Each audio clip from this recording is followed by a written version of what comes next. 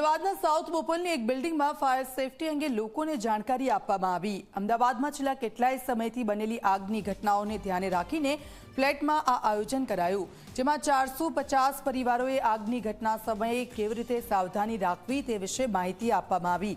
આગ લાગે ત્યારે ફાયરના સાધનોનો ઉપયોગ કઈ રીતે કરાય તે અંગે ફાયર કર્મીએ તાલીમ આપી હતી, જેથી દુર્ઘટના સમયે લોકો તેનો યોગ્ય રીતે ઉપયોગ કરી શકે। अंग्रेजी में कहेवत है कि precaution is better than cure.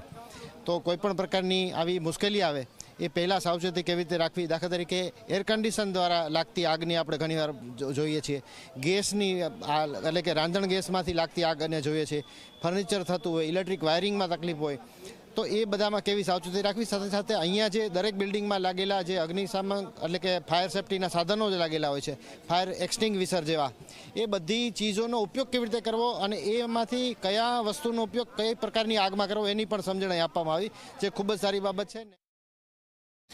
और ये पब्लिक अवेयरनेस है, यहाँ पे हाउसवाइफ्स हैं, चिल्ड्रंस हैं एंड रेसिडेंट्स हैं। कॉरपोरेशन की तरफ से एक मुहिम चलाई जा रही है अवेयरनेस के लिए, फायर अवेयरनेस के लिए, फायर सेफ्टी अवेयरनेस के लिए, कि हमारे पास जो सिस्टम्स लगे होते हैं बिल्डिंग्स में उसको कैसे यूज़ करना है, कैसे मेंटेन होते हैं और मेंटेनेंस होने के बाद किस टाइप से हम इंश्योर कर सकते हैं जो हमारे पास फायर फाइटिंग इक्विपमेंट्स है वो प्रॉपर मेंटेन है या नहीं है। तो आप देखेंगे पूरा टीम यहाँ पे है, फायर फाइटिंग टीम है और रेसिडेंट्स हैं जो पार्टिसिपेट कर रहे हैं अवेयरनेस ट्रेनिंग का।